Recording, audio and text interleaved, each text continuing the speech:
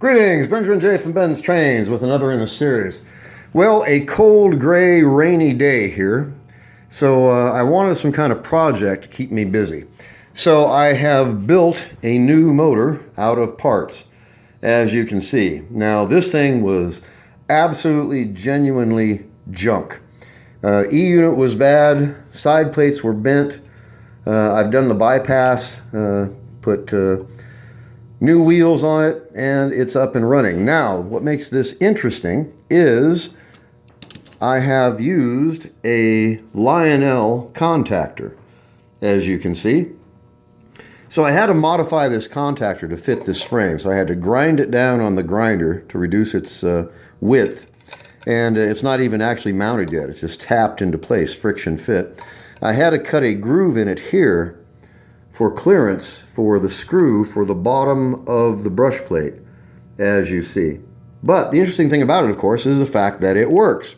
So I tested it on the bench, and this is going to be the first test on an actual rail to see how this is going to run. So I got it on the outside rail. Let's give it some power.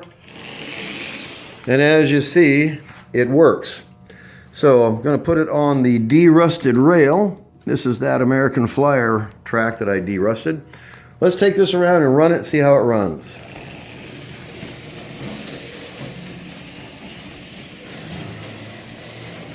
So, as you can see, that runs absolutely perfectly.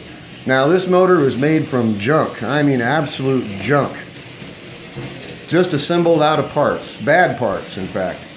And it was missing the side plates. It was missing the brush plate. It was had bent side plate. A bad E-unit. Was missing the front wheel and one rear wheel, and like I said, it was just junk. So I went through the parts, see if I had enough to assemble this. I did, but I didn't want to waste one of my good contactors on it. So I had an old junk Lionel that I bought, I don't know, months ago for $5. Really badly tweaked, beyond help. So anyway, I took the contactor off of it and modified it to fit the Marx motor. And as you can see, this actually works, and it fits quite well. So I had to grind it down to fit between the side plates, and I've got it fitted so it's just I just tapped it in. It's not even mounted yet. But as you can see, this was not meant for a Marx motor. And yet, it works. That's the neat thing about it. Like I said, I had to cut a notch for clearance for the screw for the bottom of the brush plate. I will very likely cut this off, even with the rear of the side plate itself. The thing is, it works, and it gives you a working motor out of genuine junk. So, a Lionel contactor mounted on a Marx motor made completely out of parts. And as you can see, this motor was just genuinely trashed. It's been dropped, I think. And I had to straighten the side plate. The brush plate was missing on this one. It was just junk. But I put an intermediate gear on it and put 2 new wheels on it. And it's up and running. As you see, I did the bypass for the E-unit rather crudely on this one. But the E-unit didn't work, so I had to get past it so I could actually power the motor. So did a quick bypass on the E-unit. And this junk motor is up and running using a Lionel contactor. So, as I always stress, don't overlook the junk. You know, if you can find a Lionel or a Marx locomotive that doesn't run, use it for parts. Out of the parts for one of these motors, you can repair 5 or 6 others. Anyway, I've got a box full of parts off of, I think, 5 motors. And been using those for various and sundry repairs for the last probably year or so. Anyway, I had enough parts to assemble this, but like I said, I didn't want to tie up a good contactor on this junk motor. So I had that old Lionel, I pulled the contactor off of it, modified it, and installed it on this Marx single reduction motor. And as you can see, that's running just absolutely perfectly. No problems of any kind. It runs forward only, but it runs. That's the neat thing about it. So just a hodgepodge of parts Marx parts, and of course that Lionel contactor. But it worked, and it actually works quite well. As you can see, that fits.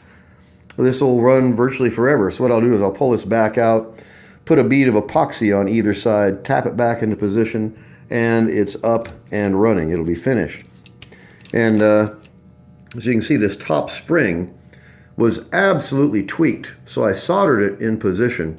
Like I said, this is just made out of junk parts, and I didn't want to replace or put good brushes and good springs on this nasty old motor. So I just hodgepodged it together just to get it running to see if that contactor would work, and it did.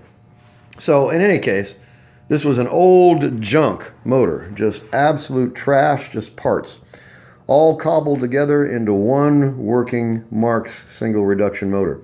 So that contactor works. I can't see any reason why it won't work forever. And I could actually take this motor now and put it in a locomotive. And I probably will. It's just a matter of finding a locomotive to put it in. I might put it in a 400 shell. That's what I do with a lot of the motors that I build. It keeps them out of the way and keeps them safe, and it gives you a chance to run them. But anyway, I just want to do a quick video. As I stress, don't overlook the junk. Now this thing was, if there was ever a junk motor, this was it. So, like I said, it's a rainy, nasty day here. It was a perfect day to work in the shop. So I wanted to find a project, and it took, I don't know, about an hour, maybe a bit more than that to put this together. But again, this is the first time I've used a Lionel contactor on a Marx motor.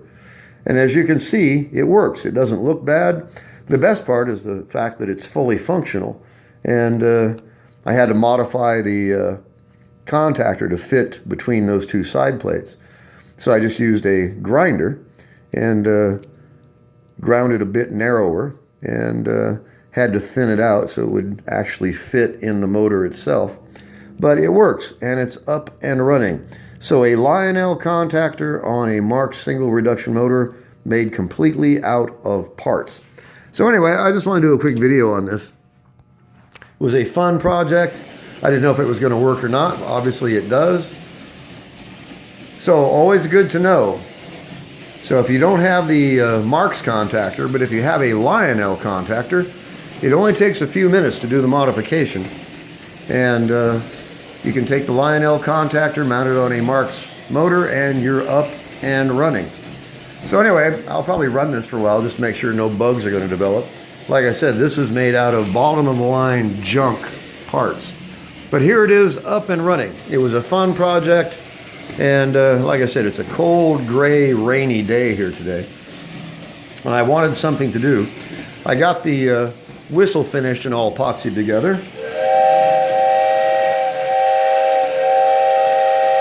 So the whistle is working absolutely perfectly. I've got it under the bench.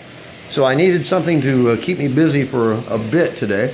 So I figured this would be a perfect project. And the nice thing about this, of course, is after you get it finished, you have the satisfaction of kicking back and watching this thing run. So made entirely out of junk parts with a Lionel contactor.